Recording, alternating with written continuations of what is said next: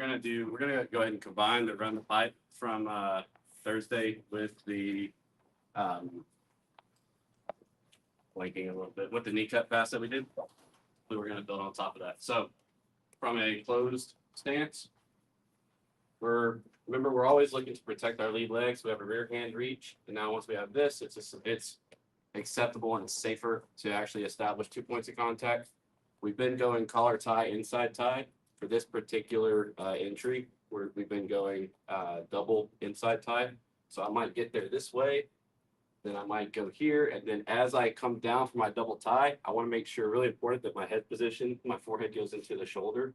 Because if I just hang out here, it's really easy for him to get a dominant head position on me, and this is not going to be really effective.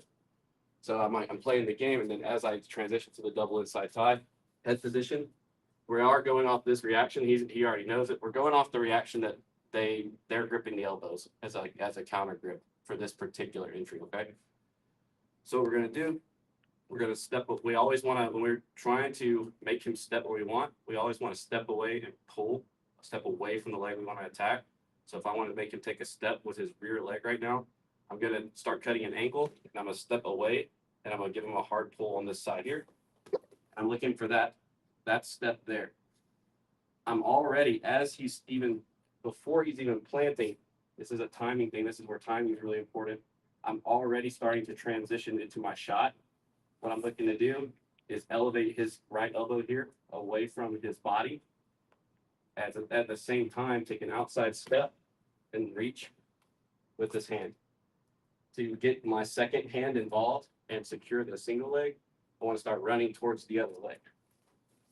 And notice my head never leaves his body during the shot, right? It's really important on all the single leg stuff we've done is as I come under, we talk about going under the rope in boxing. We've done that analogy before.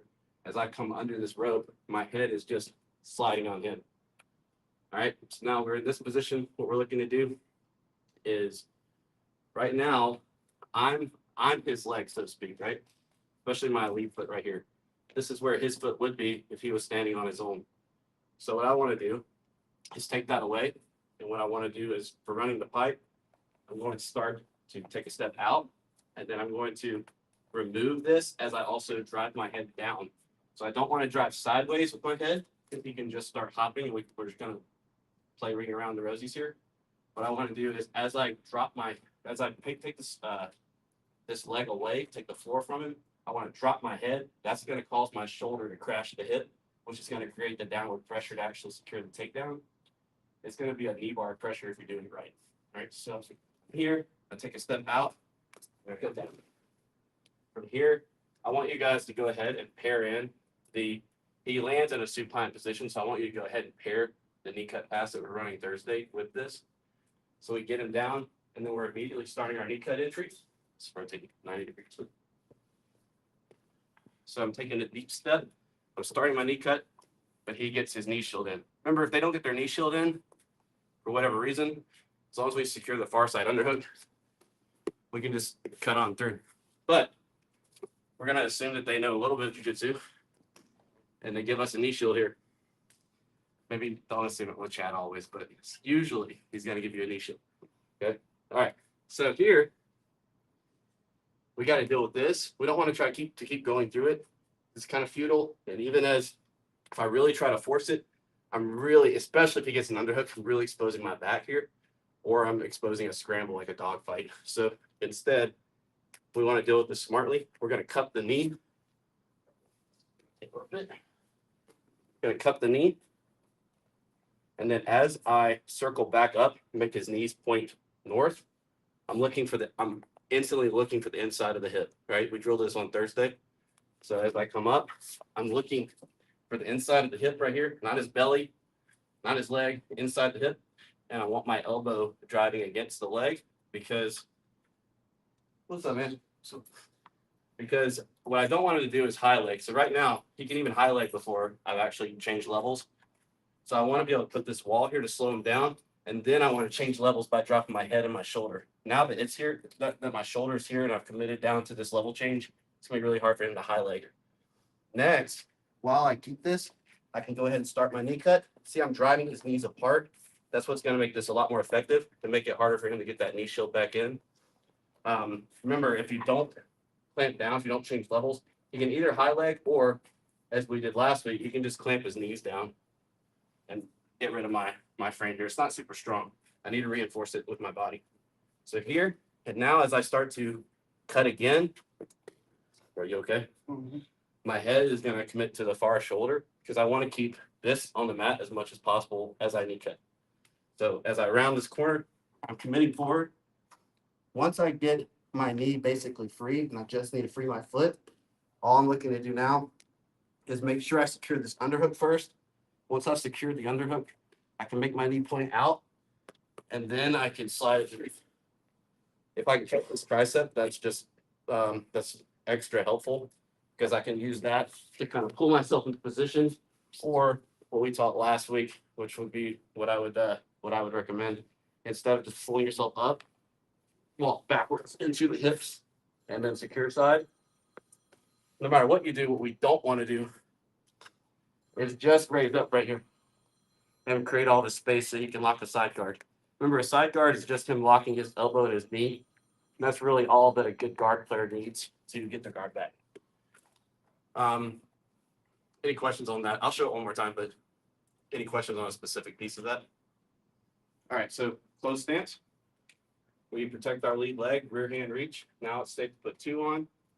We play grip fight game however we need to, but whenever we finally decide to make our transition to the double tie, make sure our head position goes to the correct spot. Now I'm going to step away and pull in order to make him take that step. Now my head doesn't leave his body as I elevate his elbow, take a step to the outside, reach through, and then I run towards his other leg to secure the single. Next, we want to take a step out and start creating an angle. And then I'm going to move the floor as I commit my head down to get the run, the takedown. Next, I want you to go. See, are you using your head to get him to the ground as you rotate? I'm committing my head down to drive my shoulder into the hip. You're driving your head into them, or you're driving your shoulder into them. It's my shoulder, but I'm saying head so that their shoulder will follow into the hip. You have something to add there? Okay. Yeah, really, I'm emphasizing the head. It really is the shoulder doing the mechanic. I just figure if I tell you to take your head down, that your shoulder will follow it and be in the right position. Because we want the shoulder pressure on the hip, like this, because it should be like a knee bar style pressure. Next, I want you to go straight into the knee cut pass. So we step deep. Remember, on any guard player, we're not stepping shallow ever. Not in here. All right, we're going to step deep, start a knee cut pass. He gets his knee shield. I'm going to cut the knee. I'm going to start coming up, and I'm immediately looking for the inside of the hip. I've got my elbow here, but this is not going to be enough. This is only slowing him down. It's not going to be enough to stop the high leg or from him clamping his knees down. So I also need to change levels, get my head down, put my shoulder into the spot. Next, I can start my knee cut again. But you see now I have this wall here. It's much harder for him to get a knee shield. And as I cut my knee through, I'm looking for the far shoulder with my head, and I'm looking to secure the underhook. Now I just need to free my foot.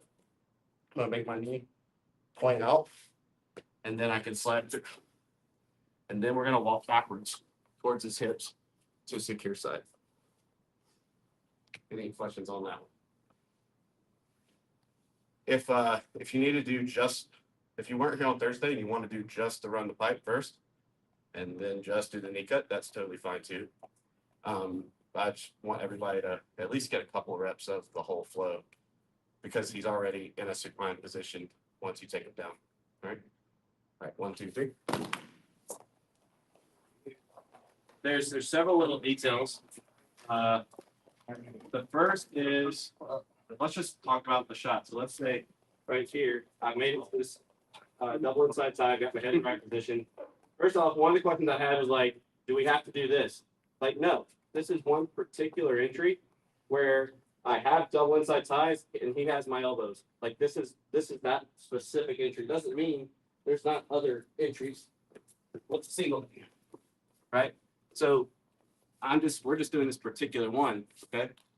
Next, let's start over here. All right, so right here, when we take our shot, first off, assuming we do it from this entry, from a double tie, I'm going to take a step away. And when I pull, first thing, I should have mentioned this. Several of you already might know this, but when we push in here, when we're standing up, our thumbs are active, right? Our thumbs are on the front side of the body. When we pull in here, our thumbs transition to the back. We always pull with all 5 fingers, but the thumb really matters in here when you're pushing and you're tracking. We're never trying to push them around like this, and we're never trying to pull them with our thumbs in the way. We're always transitioning. So when I get ready to pull, even from this double inside tie, as I take a step away, as I go to pull, my thumbs transition to the tricep, and then I pull a real strong pull with my right foot or my right arm as I circle my right foot away. You see how I brought my elbow to my pocket? We keep coming back to the concept of elbow to pocket, like the strongest connection you can make. This is immediately after I've pulled, I've planted, I'm always going to beat him here, his plant here. So the timing of it is I've pulled and then I'm immediately taking his elbow away so that I can make some room for the shot. And at the same time, I'm taking a step out. Some of you aren't doing this. I want to make sure we take a step out and we're reaching here. And my head hasn't left it, right? Then for you to collect, some of you are just kind of doing this. It's not going to work. We're going to need to keep the guy off balance so that we can actually secure the single. So I need to run towards his other foot. Now I can secure the single. The other thing that was tripping some people up here was just the takedown itself. So it comes from a pressure on the hip, which is from my shoulder.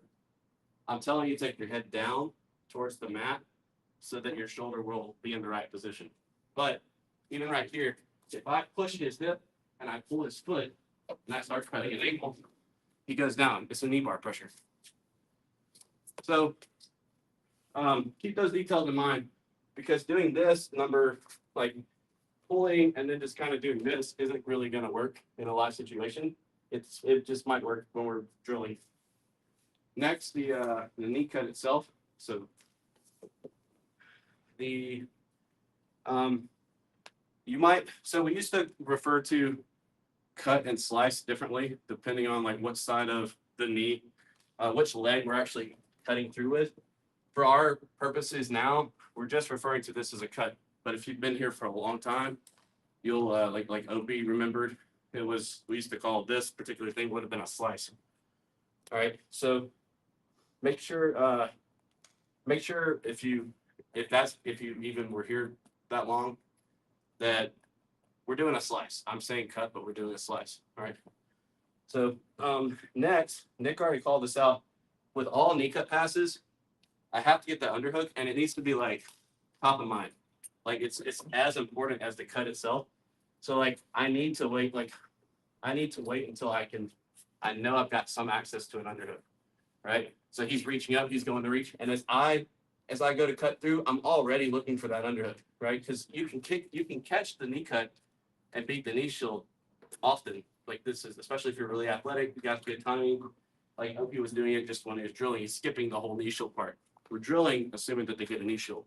But sometimes you can go right to it, right? Just kind of depends. But no matter what, even if we get stuck and we're doing our kind of methodical approach here, where we have to beat the knee shield and we're here and we're putting our pressure down, we have to be able to secure. Don't try to put your knee through without getting the underhook, right? And especially if he's beat you to the underhook. Like now, if I keep really driving forward and I don't address this at all, he's going to take my back or dogfight me, right? So if I keep trying to push through,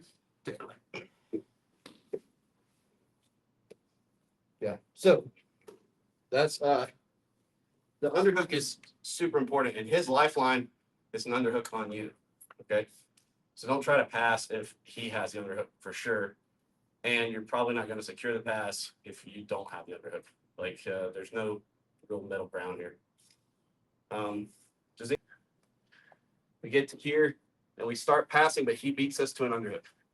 Right here, the number one thing I want to prevent is what you just saw. I don't want to get my back taken. I don't want to have to fight out of a dog fight, anything like that. So the number one thing I have to do is slow him down from building height, because at this point, when he has a deep underhook like this, he wants to start building height and coming up to take my back or create a dogfight. So the first thing I need to do is, if available, I'm going to try to whizzer this and crash that shoulder just to slow him down. If it's so deep that I can't get the whizzer, I'm going to post out and I'm going to take my head down towards the mat just to slow him down. This is, again, it's only slowing him down. Okay, so it's not going to like keep him down forever. But at the same time, I'm going to round the corner with my other hand, grab my chin strap, and I'm going to commit for me to really get a good bite here, I'm going to commit my shoulder to the mat. And as he's coming up, I'm committing my shoulder. As he continues to try to come up, I'm going to keep my chin glued to his back. Come on up. And he's coming up into an arm and guillotine, which we've been running for several weeks now. So I'm not going to belabor all those details of finishing that. The number one thing I'll say right now is, in that transition, emphasize, for this particular position, emphasize keeping the chin on their back. That way they can't easily just come on up and sweep you. All right, so one more time. We're here. I start passing, but he beats me to the underhook. First thing, priority one, is not letting him build any more height. So if I can, I'm going to whizzer. And I can still collect this and all that good stuff. You got a dart set up there too. What's that? When you whizzer, you got a dart set up. Other whizzer. Oh yeah, if his arm comes out. Yeah, if he rips in, bro. Yeah, that makes sense. Yeah, if he rips it back, then you'd have a darce. For this, I want you guys to just, if you can get the whizzer, go for it. If you can't, it's okay. We're going to take our hand to the mat and take our head towards the mat just to slow him down. At the same time, I'm rounding the corner to grab the chin strap, start getting the bite on the neck, and I'm committing this shoulder to the mat, assuming he wants to build height, right? And if he doesn't build height, that's okay, because I'm still going to be collecting a head and arm, and we know what we can do with a head and arm. We got several options, and we can flow back and forth. We spent a month on that. All right, so now I'm committing my shoulder to the mat. As he starts to build height, I'm keeping my chin glued to him, and I'm throwing my leg over, and he's landing in the finish. I'll take my elbow in my pocket and take my knees in my fist. Any questions on that one? All right, 1, 2, 3. Let's do it one more time. Don't feel like you have to do this, but as you're feeling comfortable, you already got some of these in Thursday. We're going to run the pipe, do the knee cut, bell the knee cut, arm and guillotine, and then I want them to do the arm and guillotine escape. If you don't know that, then it tells you automatically you don't need to do this. Disregard. Keep doing what you've been doing. If you know all the things I just said, go ahead and just chain them together for the next 5-10 minutes before we do our positionals and wrap up. Okay. So we're gonna do our entry here. We're here. I'm not making take a step forward. Elevating the elbow, coming in. I'm going to run towards his foot. Take a step out, went down. I'm going into my knee cuts. And then we can go ahead and, for the sake of time, do like 1 or 2 where we beat the knee shield. The other times, let's just go ahead and assume that we at least start passing and he gets to underhook. All right. Now I'm going to commit down. We're here, get my shoulder. Okay. Now I want you to do, yep.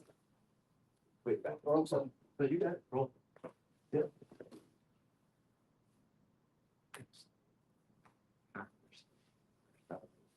All right. Good. That's the whole flow.